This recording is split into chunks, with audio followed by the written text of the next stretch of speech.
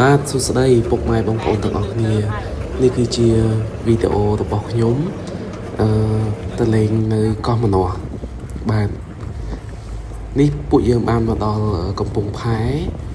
តារាសាគរកំពង់ផែទុកក្តោងតារាសាគរហើយពួកយើងបានរើអីវ៉ាន់ចេញពីឡានដើម្បីផ្ទេរទៅទុកមួយទៀតដើម្បីជូនពួកយើងទៅកោះម្នាស់បាទ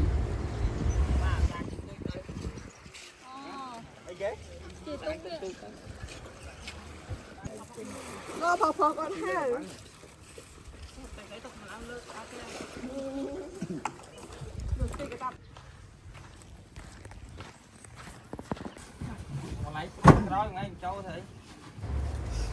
បាទបងប្អូនឥឡូវនេះយើងបានរៀបចំអីវ៉ាន់ដាក់នៅលើទូករបស់យើងរួចហើយឥឡូវនេះយើងកំពុងតែធ្វើដំណើរបន្តទៅកោះម្នាស់បាទគេត្រៀមហើយដល់កន្លែងលុបលុបហ្មង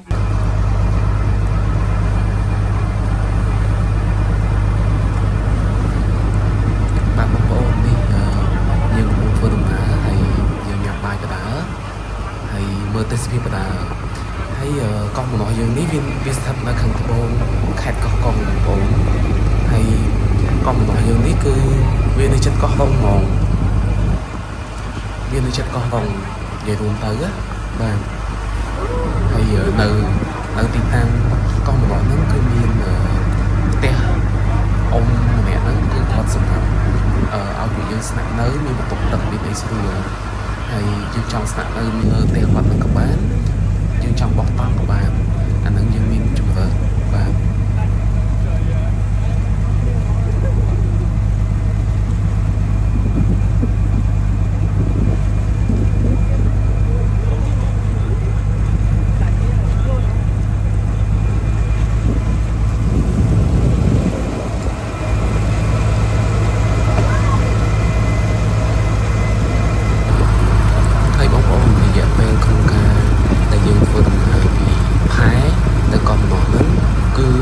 ចិត្តដែរបងប្អូនអត់ដល់កន្លះម៉ោងទេ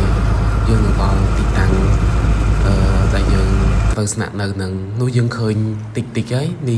នេះគឺផ្ទះដែលខ្ញុំបាននិយាយពីមុនហ្នឹងបាទនេះឆ្នេរហើយនិយាយរួមទៅគឺមានសភាពស្អាតប៉ុន្តែកោះម្នាស់អត់មានម្នាស់ទេគឺមានតែដើមដូងបាទហើយបន្តមកទៀតពួកយើងក៏បានរៀបចំកន្លែងសម្រាប់បោះតង់ព្រោះយើងទៅនេះគេងតែមួយយប់ទេប៉ុន្តែស្រួលបងប្អូននៅនឹងមានបន្ទប់ទឹកហើយអត់អីទេស្អាតទេសភាពហើយទឹកវិញឡើងខៀវហ្មងបើបងប្អូនធ្លាប់ទៅលេងកោះរ៉ុងគឺកោះម្នាស់ហ្នឹងគឺស្រដៀងគ្នាស្អាតដូចគ្នា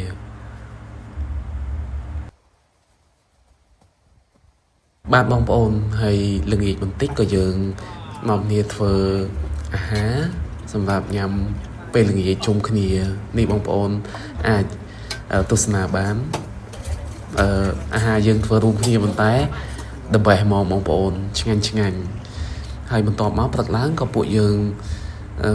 អ្នកខ្លះគាត់លេងបាល់ហើយយើងអាចលេងបាល់បានហើយនៅហ្នឹងយើងមានដូងយើងអាចបេះញ៉ាំបានហើយរសជាតិដូងនៅហ្នឹងគឺឆ្ងាញ់ផ្អែមហ្មងបងប្អូន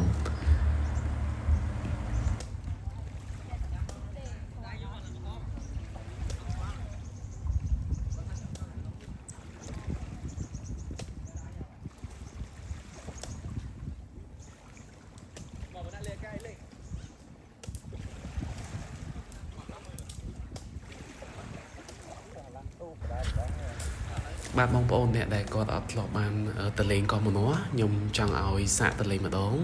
បាទហើយវីដេអូរបស់ខ្ញុំគឺមានតែប៉ុណ្្នឹងឯងសូមអរគុណ